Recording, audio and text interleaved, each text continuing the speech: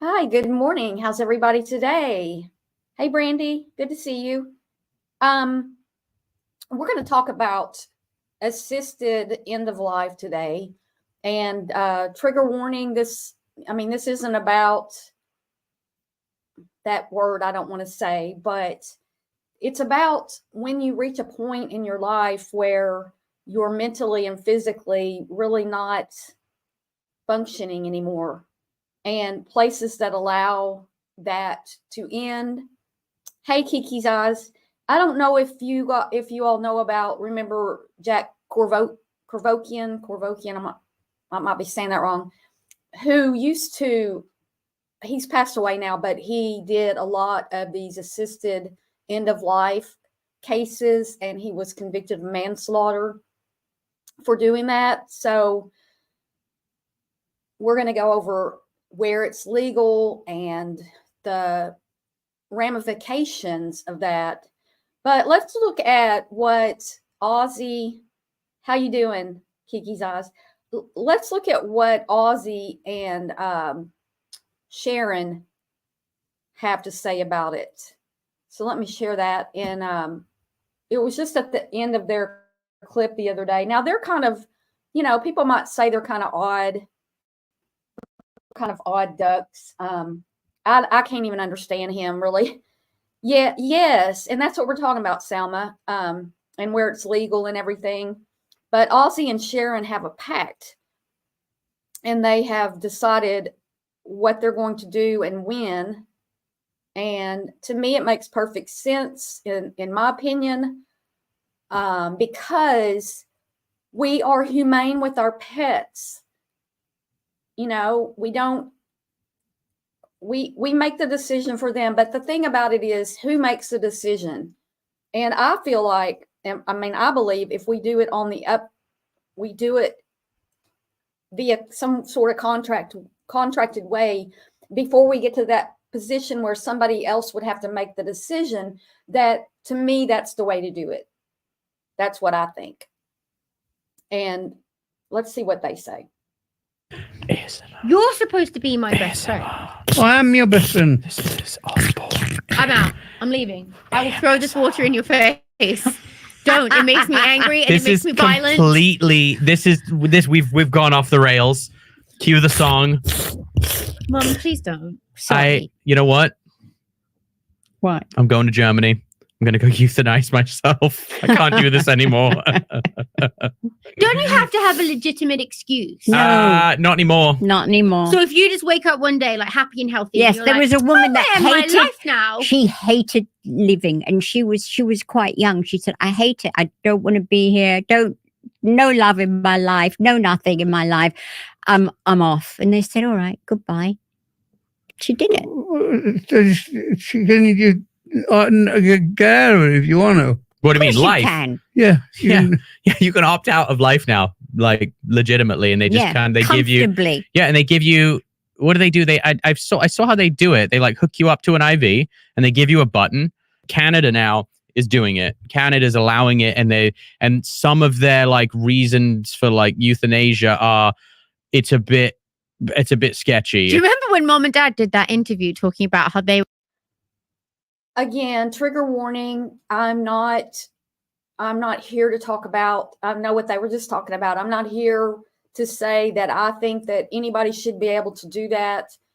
I'm talking about end of life when you are mentally and physically incapable of living your life. You don't even know, like, you're not really as a human anymore. You're not living a life anymore. That's where I am with it. Not, oh, I don't have love in my life. And so don't take this the wrong way. I just don't want y'all to think that that's what we're talking about. Hey, Shalima. They were going to go and die through assisted suicide. And we were like, what the fuck is this? Oh, yeah. They were like, if we get terminally ill, we're just going to disappear to Switzerland and assistant suicide ourselves. And we woke up to that headline. Is that still a plan? But do you think that we're going to suffer? Well, maybe. Isn't life suffer? Or aren't we already all suffering? Yes, we all are. But I don't want it to actually hurt as well. Mental suffering is enough pain without physical. So if you've got mental and physical, I don't know. But what if you could survive? Yeah, but what if you survived and you can't wipe your own ass, you're pissing everywhere, shitting, can't eat. So what's different about your life? What? What, right now? Yeah. Kelly, you're gonna get it right. I'm gonna make you sick now. I had to get you back just because you were clicking in the microphone. Well, I'm clicking more now. Come on, Chubbs, let's get going. What? That has been the pets episode of the podcast. Carry on, Kelly. Enjoy yourself on my behalf. All right, thanks for listening to the podcast. Kelly, what do people do if they like it? If you like our podcast. So they have decided to go to YouTube or Rumble. They're going to go to Switzerland. I think they said Switzerland. Brandy, can you tell me what that has to do with this? Because I'm not sure how that, I mean, I think that's terrible. I think it's terrible that our health system is in the shape that it's in, that people are sent away and everything. But in what way can you pull me into how that relates to end of life aid in your passing? Does it tie into this at all? I don't know.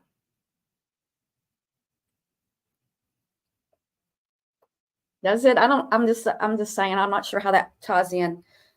I think you would go to more private care and they will offer these options. Yeah, there's places you can do this currently in the United States. I'm not really following what you're saying. So just if you want to explain that, then I'll come back. Physician-assisted suicide, or quote, medical aid in dying, is legal in 11 jurisdictions in the United States. That's California, Colorado, District of Columbia, Hawaii, Montana, Maine, New Jersey, New Mexico, Oregon, Vermont, and Washington. It's legal in some countries under certain circumstances, including Austria, Belgium, Canada, Luxembourg, the Netherlands, New Zealand, Portugal, Spain, and Switzerland. So there's that. It is available. Let's look at some of the facts around it, because it's not just you just go and you just go and you do it. And let me see. Listening to that woman makes me think about, yeah, I know they're an odd group, but here's another thing. If you have money, if you are wealthy, you can pretty much do whatever you want to do. If you have enough money. I'm kind of sad today. A friend of mine passed away, and I didn't know. He passed away on his birthday, and he was 77, and it happened 4 days ago, and I just found out. But I'm not on Facebook a lot, and it was on Facebook. People were saying it. I just am not on Facebook very much, and I'm sad right now because I've known him since 1994, and I didn't know. And the last time that I saw him in person was right here where I live. He was at the horse races. He was over the gambling commission. And anyway, that's just on my mind today. But I'm really not sure why I said that, other than it's on my mind. And I'll miss you, Ron. Well,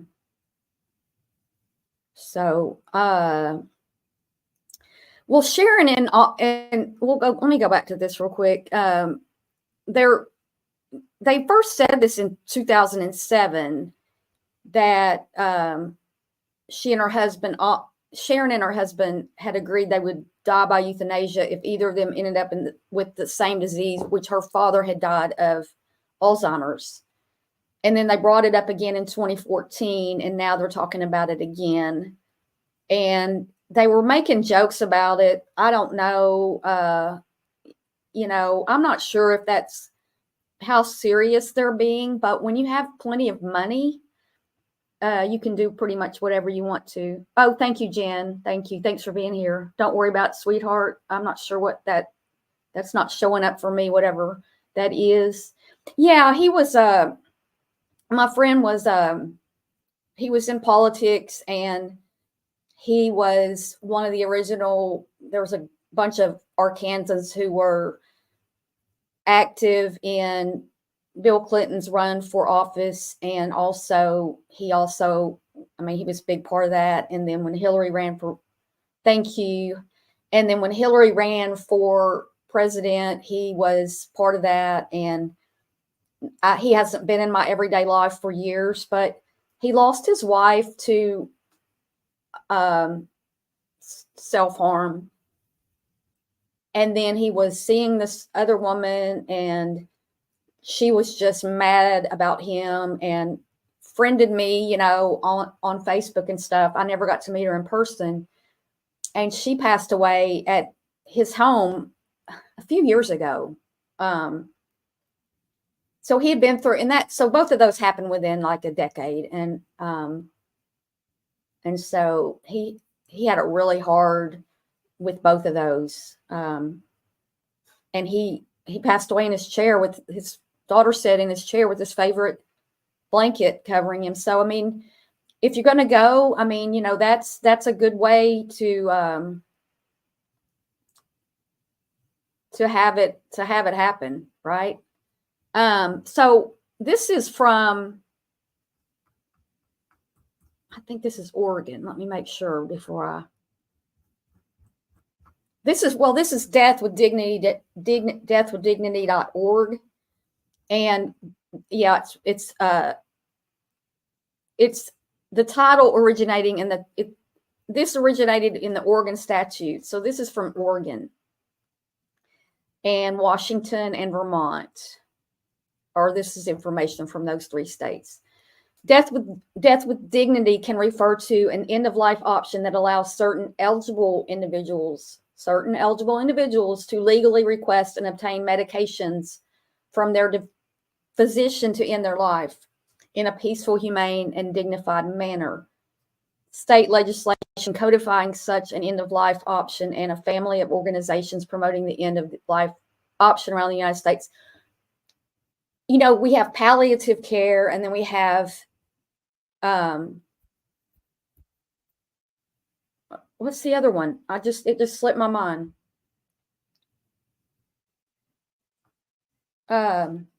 Somebody help me. It slipped my mind. Hey, Pocket Sand. Okay. Good to see you. Hey, Betty Damboot. Hospice. Thank you. Yes. If you've ever been friends with someone or family who was in hospice care, they come in and they can actually, I believe they can actually leave the morphine with the family. And basically you're just, my grandmother was in hospice. She was in a nursing home. hospice, and basically they just keep you medicated. It was so strange to me because they gave her, she had oxygen to help her breathe, but no food or water. I mean, it's just, to me, that's just so odd. Why are you helping someone breathe? But until they pass on their own. So this is a little bit different, but hospice is palliative is a little bit different than hospice. It's a little bit different than hospice, and sometimes people are in palliative care. They can get certain treatments. They do these patches. Pocket Sands says they do these patches.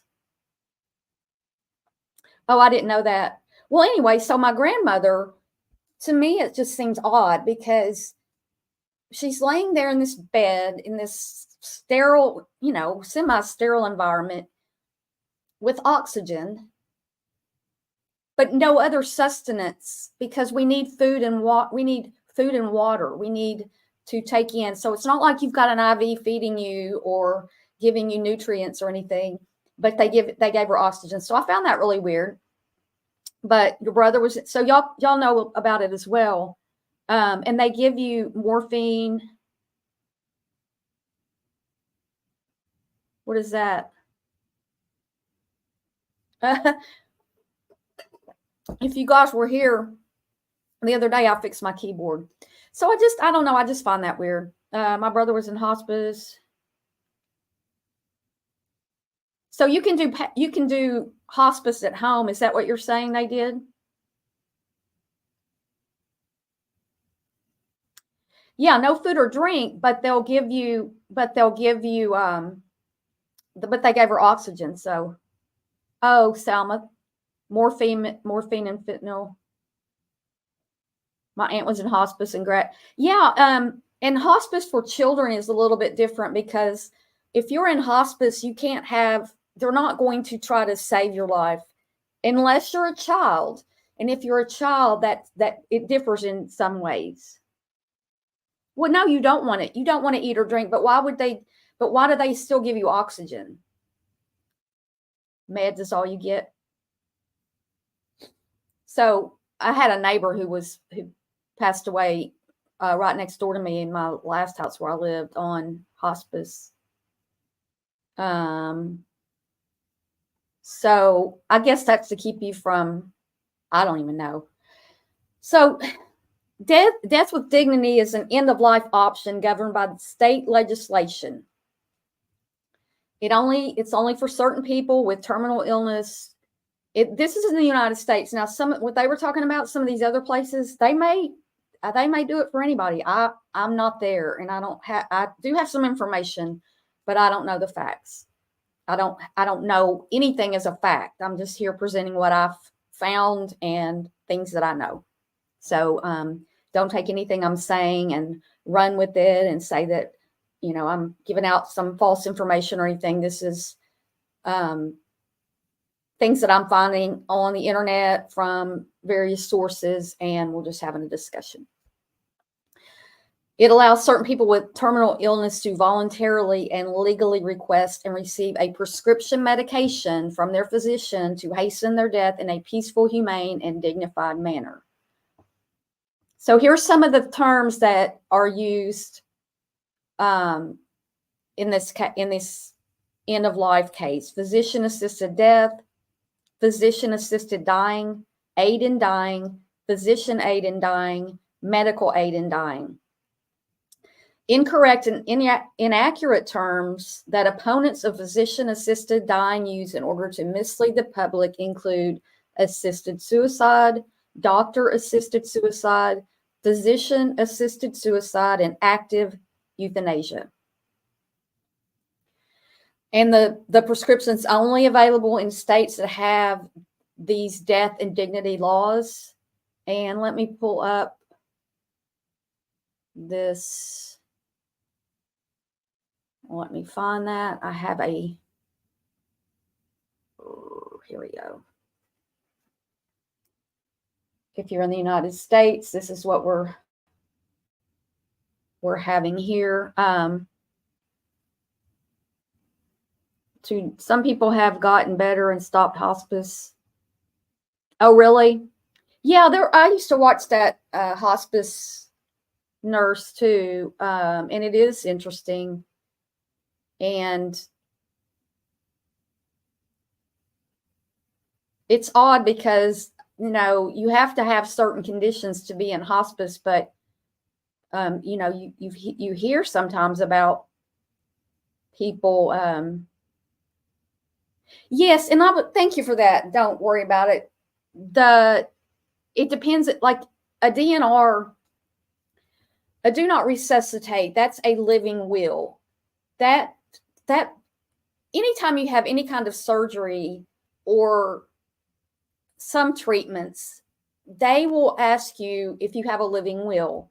And a living will is going to cover what happens if you are unable to breathe on your own. Do you want to have do you want CPR? Do you want to be intubated? Do you want them to keep you on life support? Because once you get on life support, it is very difficult to take you off of life support if your brain is still functioning.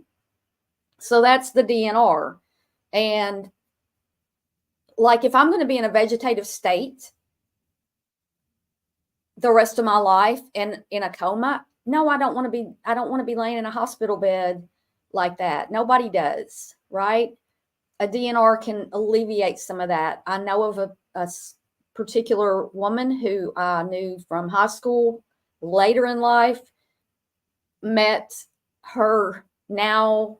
Well, he became her husband after, high school and everything.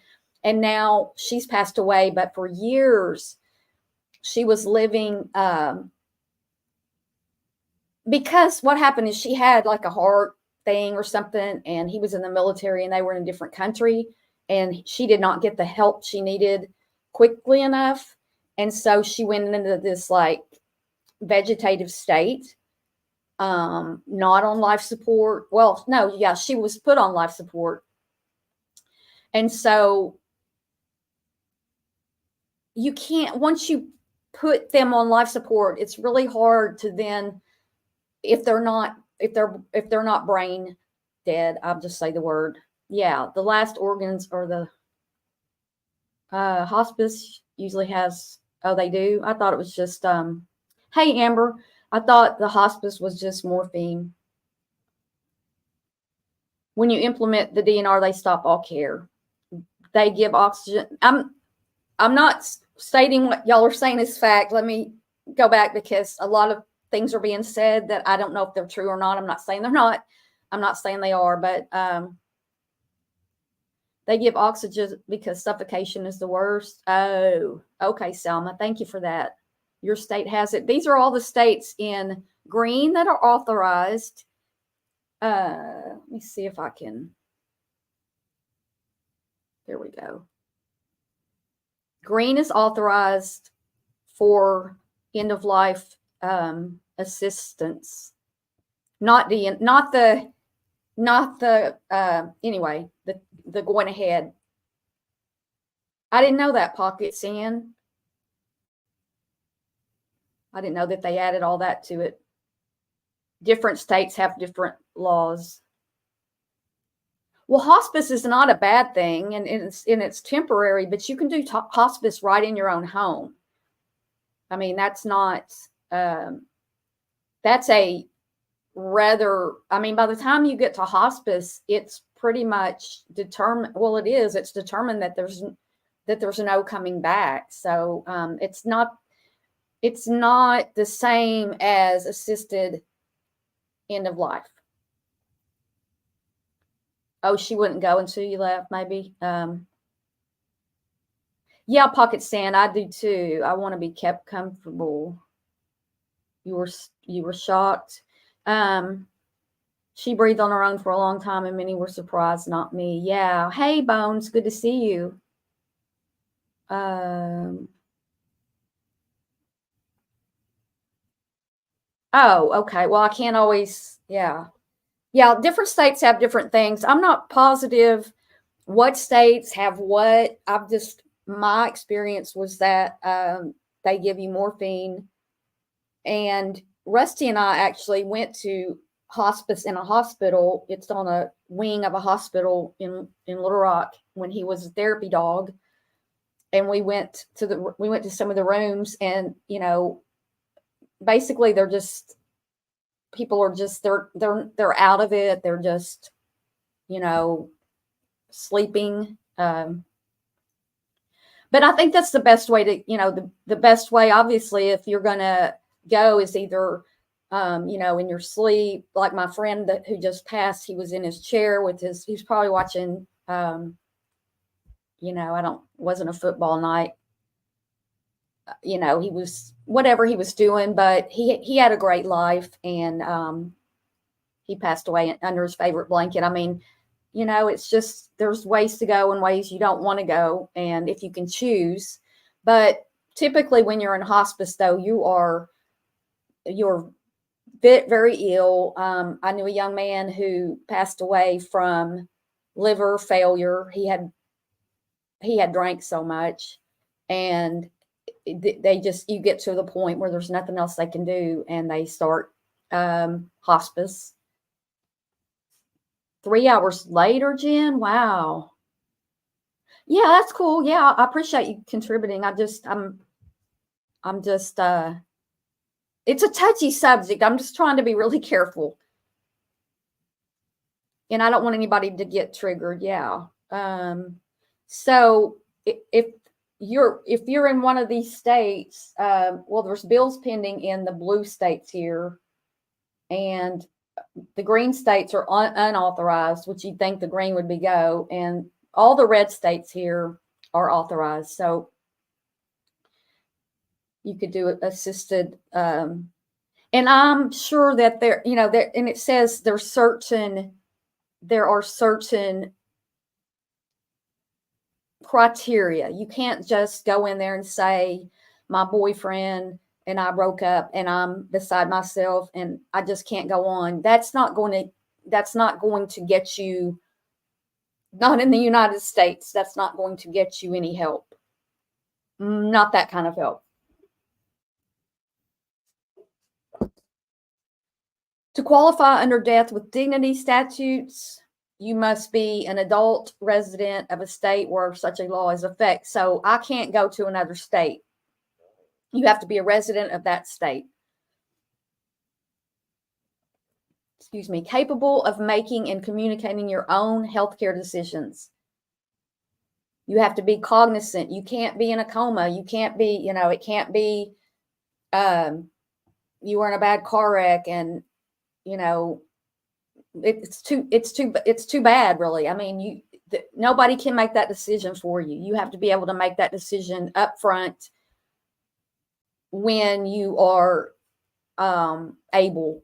And say if you if you had somebody who's been in a car wreck and it affected their brain, and sometimes, it depends on what part of your brain gets injured. If you are, I just recall a girl in high school who was in a car wreck, and her mental capacity went from a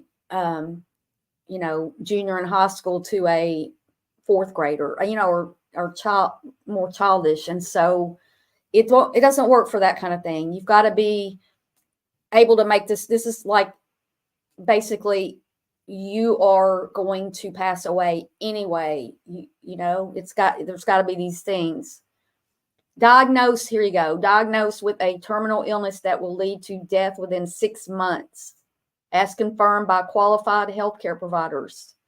So there's another thing that, and that kind of thing, you're going to be in palliative care or hospice. And I think the palliative hospice, I think that varies by state too, because I've not argued like fighting, but had that discussion with people saying it's the same thing. And for our state, for mine, it's not the same thing. So, I mean, there's just a little distinctions, I guess. But you have to be terminal, and the doctor has to say you're going to die within 6 months anyway. I mean, and I think that it's probably different in some of these other countries, and I may have some information on that, but I'm not positive.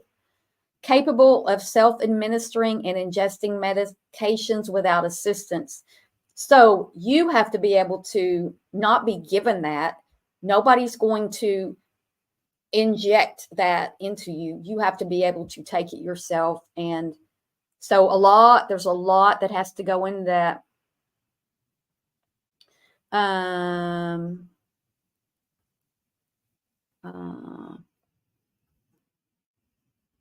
Let's see. I'm not trying to sound cruel, but I'm not paying all that money for a funeral. Well, you don't have to. Lots of medical tests or medical records gone over and psychic games. Oh, okay. Yeah. It's a long road. You can have all-inclusive cremation or natural burial, which are the cheaper route, or donate your body to a body for. Yeah. I mean, if you don't want to spend any money, you can donate I'm an organ donor myself on my, driver's license, and I make that known whenever I'm, in the hospital or anything. To me, that's going with dignity, because if I can help somebody and I'm not going to be alive anymore, so it doesn't matter. I'm going to help other people, and I like to help other people, so why not? And you watch way too much Ask a Mortician. Someone going to, it sort of freaks me out to think that, and I've thought about donating my body to medical science. It kind of freaks me out that my body would be used for that, and I want to be cremated, but at the same time, to think you're, fire and and so that's not fun either. But again, you're not here anymore. No matter what your beliefs, no matter what your beliefs, I think a body farm is where they look at the different effects on your body when you pass, and it helps them scientifically, like the bugs, how quickly, how they can tell bones how long somebody's has been gone by what bugs are present. I know that sounds horrible. Yeah, for science. They can use that as a timeline. They can do different things with the burial, what happens, and it just helps with science. Yeah, that's it. Pocket Science did it better than me. Decomposition and stuff. Yeah, I'd rather give it. I think I'd rather give it to that than medical, but I'll give it to medical. We got a med school. I don't know. I still don't know what I'm going to do. I need to figure that out. But anyway, it's not funny. And then again, each state's qualification process may vary. And then they say that there are no list of healthcare providers who participate in assisted dying laws for both confidentiality and safety reasons. Can you imagine, though? It'd be like, and we're not going to talk about abortion, but I'm just going to say, the abortion doctors get a lot of heat for being an abortion doctor. And so if you were a provider of this, then you might have people protesting or, whatever. Whoever's against you is always going to come at you. So it's all a quiet thing. And then it says provider participation in the law is strictly voluntary. I'm not sure how you find one if there's no list. Not sure. Anybody know? You are more likely to find a participating provider in a non-faith-based hospital and in larger cities. Oh, End of Life Washington has compiled information about which activities each hospital in the state permits or restricts when a patient asks for assistance using their act. And then if you want to ask your doctor, again, you'd have to be a resident of one of the states in red that's on the screen to even do this. And then to find the doctor, you make an appointment, discuss your end of life, I mean, I don't know. I guess you'd, it says any kind of doctor, your hospice doctor, oncologist, pulmonologist, or neurologist, or even your dermatologist or psychiatrist. I would think that while there's no printed list out there or list available online, that you talk to your doctor and your doctor can guide you to who you would want to go to. Any physician who's licensed to practice in a death with dignity state is allowed to participate if they agree. And every doctor has a right to not participate. And then you find one, and that's how they do it. And then New Mexico is the first state to authorize advanced practice nurses and physician assistants. So they're called, advanced practice nurses and physician's assistants to participate in supporting patient decisions under an aid in dying law. Now, I don't think either one of these two, the nurse practitioner or the physician's assistant, would be able to prescribe these medications, but they practice under a doctor, so I guess through that, I'm not sure. And then the place of your choosing, you can take, self-administer and ingest the medications at a place of your choosing. 92% of people in Oregon choose to take the medication at home, and then others who are in assisted living or nursing homes do it there. And the provider will advise you not to do it in public. They don't want you to do this in a public place. Nobody's hopefully going to go on Facebook Live or YouTube Live or anything and do that.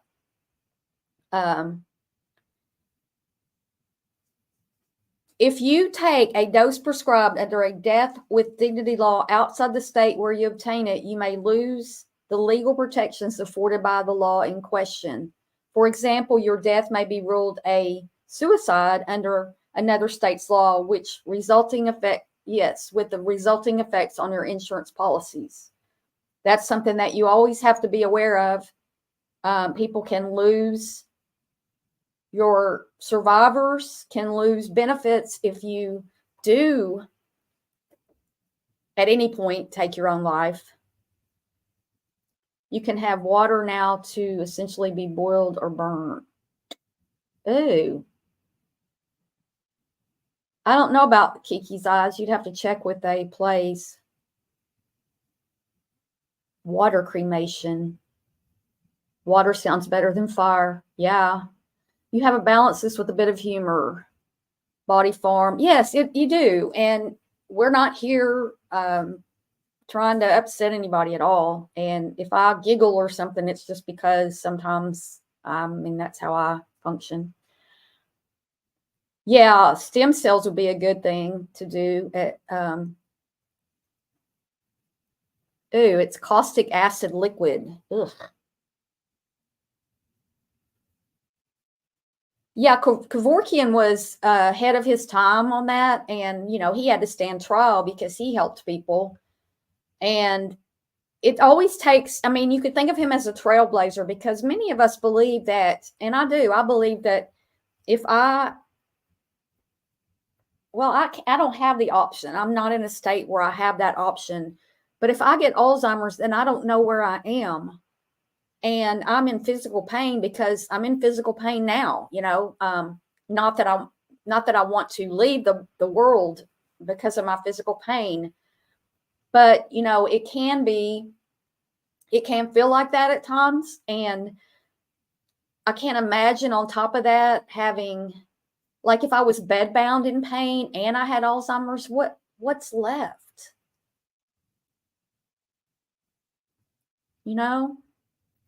I think they do take your body if you have cancer. I think that, I don't know if a body farm, I don't know. Like I said, I don't know, but even I would think medical would too. Oh, that's I was going to say that's cool, Amber. I'm sorry for your loss, but that is, yeah, neat. that was his request. That's what he wanted to do. So yeah. Okay. When will I know it is the right time to take medication? So they're saying no one can answer that question for you. Some people know when it's time, when they've reached a point where their disease or the pain and suffering it caused has robbed them of the quality of life they find essential. If you decide the time is not right, that's fine. It only means the Death with Dignity Act is working as intended because it has given you the freedom and empowerment to set your own time frame. About 30% of people who are given the medication never take it. Simply knowing they have this option, if they needed it, gives them comfort. Isn't that true with all things in life? When you have an option of, when you have options, right? Like I remember one Christmas, a friend of mine invited me over, and I really just didn't want to go anywhere. The weather was bad, and they were kind of low key too. And I just was like, I really just didn't want to go.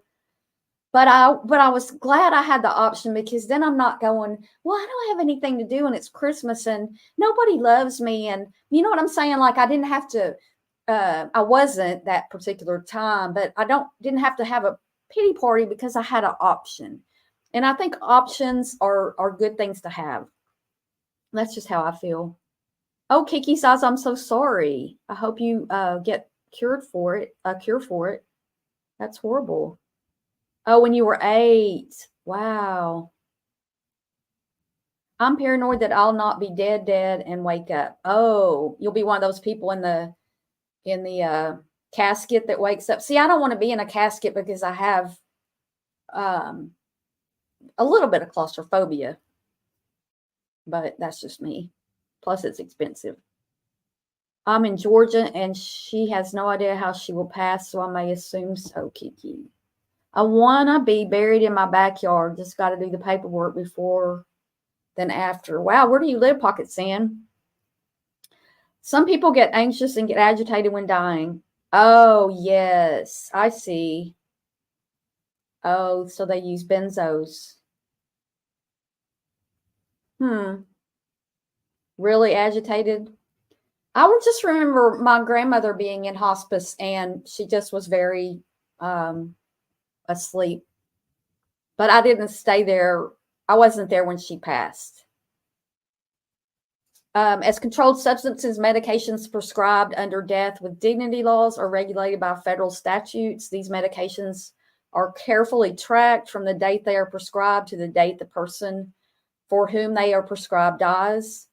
And so this is all on the up and up, and it's monitored, and you have to give the medication back if you don't. The medications must be taken by the person they are prescribed to, and criminal penalties may ensue if another person takes them. So they have to be carefully monitored. About 1 in 3 people who obtain medications under aid in dying laws choose not to take them. Anyone who chooses not to ingest a prescribed dose, or anyone in possession of any portion of the unused dose, must dispose of the dose in a legal manner. And they give you specific instructions, because 9 out of 10 patients who use the death with dignity laws are enrolled in hospice care at the time of their death. It is the responsibility of hospice to have a policy about medications left after the patient's death, included these, legally prescribed medications. There have been no reported cases of misuse of aid in dying medications during the 20 plus years Oregon's law has been in effect, nor in any other states within existing death with dignity laws. And another reason to kind of keep that, under wraps is, you don't want to have, like if you have somebody in your family who's drug seeking,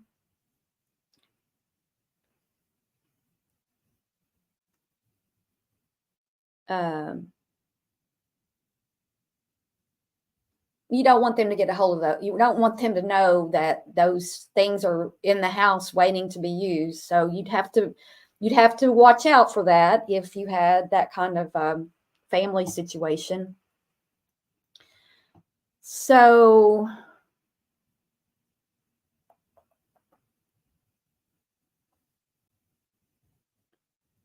let's look at, this is the Netherlands.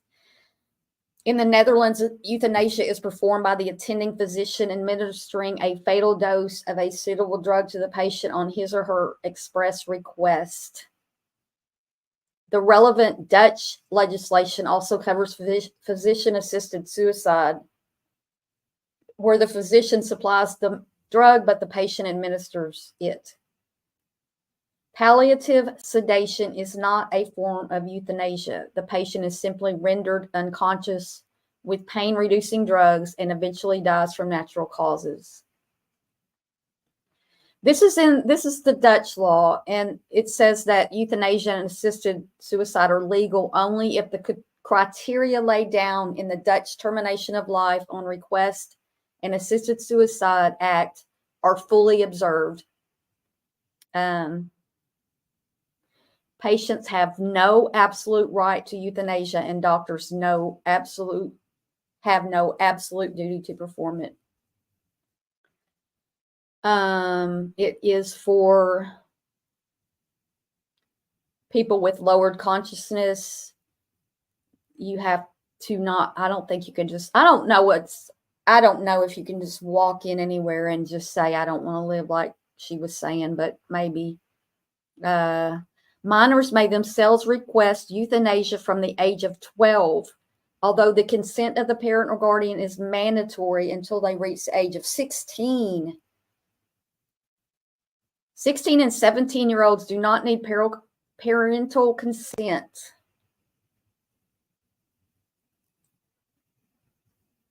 Let's see. Termination of life on request can take two forms. In the case of euthanasia, the physician administers a fatal dose. And both forms are covered by the Act. In both cases, doctors must fulfill the statutory due care criteria.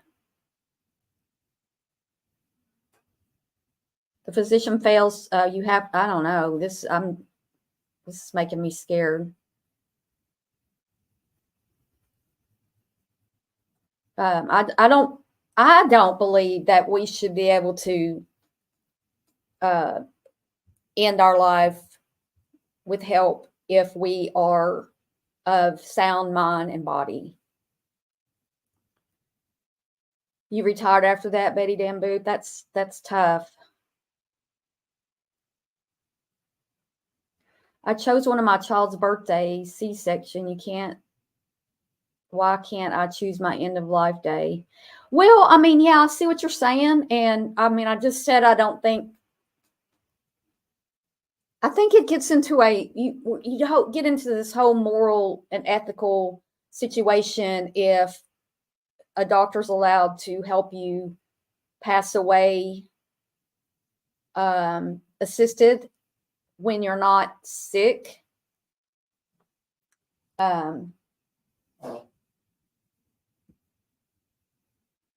So, I mean, I don't know. I guess I'm going back on my own thing. I mean, I don't know if you're going to do it anyway, but still, if you have cancer running through your family, you should get tested to see if you inherit the gene. Yes, it is very hard topic to cover, and it is important to discuss. And I'm trying to be really careful because I don't want to say the wrong thing or, offend anyone because my beliefs may differ. But I mean, I'm seeing this headline, euthanasia in newborn infants. I mean, I think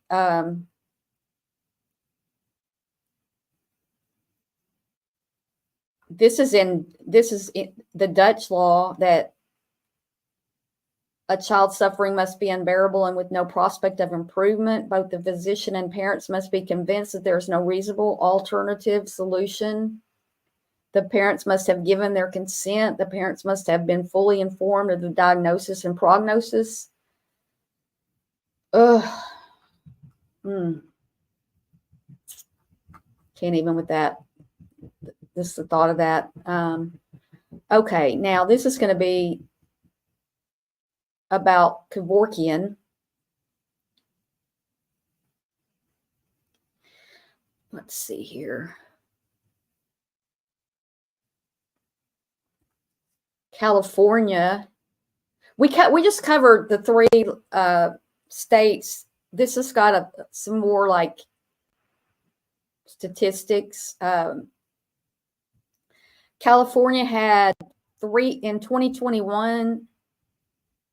California had 3,766 individuals got the prescriptions, and 2,422 people died after ingestion. So again, they're saying like a third of the people don't use them. Colorado, 316 prescriptions and 246 used it.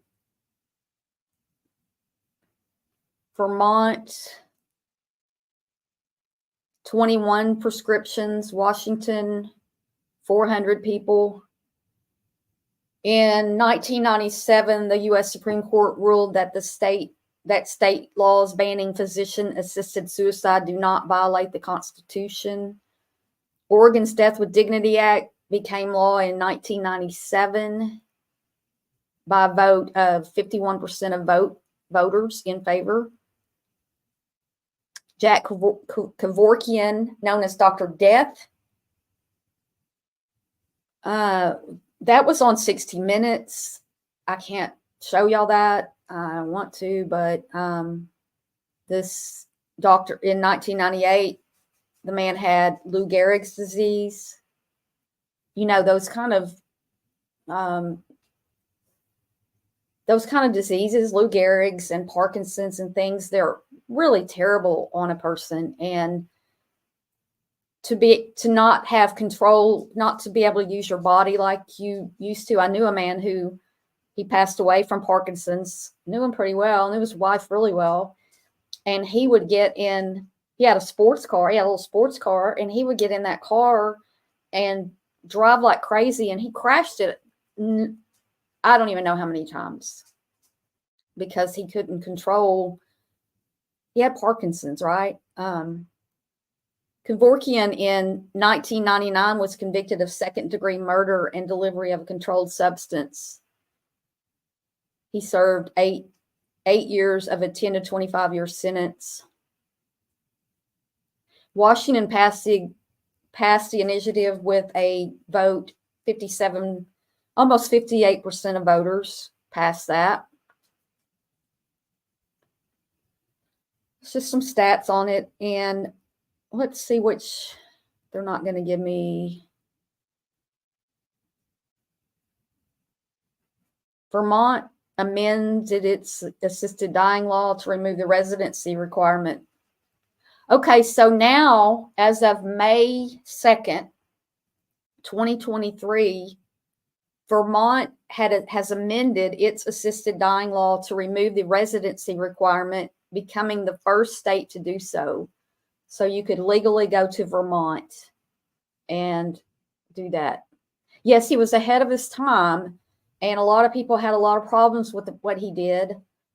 But we do that with our pets and our other animals. Like, it's hard. I mean, I just recently did that with my Shelby, and she was unable to, she couldn't use her back legs anymore, and she couldn't control her bowel movements nor her bladder control. And so it's very difficult when you have to make those decisions with pets, because we don't know what they're thinking. I don't know if she wanted to continue to be that way. We don't know. I mean, would she rather suffer? She was in pain. I know she was in pain because she has had things wrong with her back, and I know how that feels. And, if I could no longer use my legs, it would be different, because I would have things to help me. And like, yes, I could help her, but a dog's life is not the same as a person's life. So it's a very hard decision. It is implemented for a reason, Betty Damboop. You're right. I think people should talk more about death and dying. And it's not so taboo and scary. Yes. So we know, yes. And I mean, this has actually opened my eyes to some things and also reminds me that I need to get my affairs in order because, I mean, we just don't know what's going to happen. And I don't have anybody. I don't want that to fall on my family who's got their own, issues they're dealing with. And absolutely such a stigma with any mental health issue and zero discussion. Same with death. Yes. Mm-hmm. Exactly. Don't worry about it, sweetheart. Yes. Yeah. Well, I mean, Betty, it's just, I think I had time with her because we had been experiencing these, like I already thought I was going to have to do it. And then I got medication that boom, helped her just like that. And then I got a different medication because they wouldn't give me steroid again. And so it was helping. And then it just stopped working. So, but yeah, it's a difficult decision. And who better to make that decision than the person who's in that body who can make that determination. And it depends on where my mind is. And if there's some way that you can say, well, when I'm here and I don't know you anymore, I don't know anybody anymore, I'm in pain physically, I don't even know where I'm at, that kind of thing. Yes, that's when I want to know that I'm not a burden on society. I'm not costing money anymore. Why would I want to be a burden to anybody? And I would want to be able to make that decision, but I'm not in a state where I could make that decision. And so I don't know what I'll do, but I think, this opened my mind to thinking about it and actually makes me want to go do some research. So, what do y'all think? What does knowing that you could have that, I mean, that if you have that, live in one of these states and you have that option that you could put in place when the time comes. I love options. I think options are just like super cool. Anybody? Thoughts? Well, I think that we will end it there because I don't want to get any deeper into Colorado. Looks pretty close. Yeah. But you have to live there. Vermont's the only place that you could go to and do it. I just think that I think that we should have an option. And I don't think that my state will be one of the states that has that option anytime soon. Here in the South, I just can't even imagine that we would get that option. You agree with it? Okay. So there's some thoughts. And I don't know. Let's just figure out how we can, and make and what options I have. I have the option of being an organ donor, and I have the option of giving my body to science, cremation, burial, and I can set all of that up now. So I think that that's something that we should do. And I haven't done it, and I should do it. I mean, I am an organ donor, but I think that I should set that as a goal and put a date to it. And I'm going to do this. Like I need to go make my arrangements, and I'll probably just be cremated and then go ahead and pay for it. And then when I pass, they take my body and that's done. And nobody has to figure it out for me. You're in a very different stitch and don't make it all weird. It ain't about me. Thank you, Betty Damboop. Put it in your will. I don't have a will. My living will is just a DNR at the hospital. I don't actually have anything more than that. So, I mean, that's things that I need to work on, and maybe some of y'all do too. And I appreciate everybody who's been here today. This is a difficult topic, and one that it's not a real exciting upper thing, but I felt it was important today to discuss. And so I appreciate you guys being here and talking with me about it. I'll see y'all in the morning for, I don't know what we're going to talk about for our Monday morning live, but I'm sure it won't be as downer as this one. Y'all have a great Sunday, and you're pre-planning. Yes, Selma. Y'all have a great Sunday and the end of the weekend. And I hope that you're doing well. And I appreciate each and every one of you. And thank you for being here. And I will see you soon. And be kind to yourself. Bye.